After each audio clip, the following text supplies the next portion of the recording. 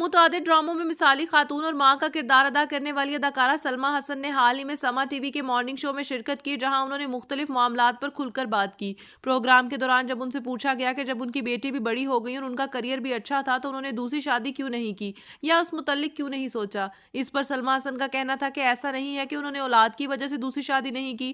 ان کا کہنا تھا کہ ایک تعلق یا رشتہ ختم ہونے کے بعد انسان کا اعتماد ختم ہو جاتا ہے، اور شادی ان کے ساتھ بھی ایسا ہی ہوا۔ اداکارہ کا کہنا تھا کہ انہوں نے کبھی دوسری شادی نئی زندگی شروع کرنے سے متعلق نہیں سوچا، انہوں نے دوسرے شخص کو زندگی میں لانے سے متعلق کبھی غور ہی نہیں کیا۔ سلمیٰ حسن کے مطابق جب انسان کا ایک تعلق ٹوٹتا ہے تو اس کا صرف اعتماد ختم نہیں ہوتا، بلکہ وہ احساس کمتری کا بھی شکار ہو جاتا ہے، اور شاید انہوں نے بھی اسی وجہ سے دوسری شادی نہیں کی۔ انہوں نے واضح کیا کہ انہوں نے یہ فیصلہ اپنی بیٹی کی وجہ سے نہیں کیا، بلکہ ان کی اپنی سوچ ایسی تھی کہ انہوں نے دوسری شادی پر کبھی غور نہیں کیا۔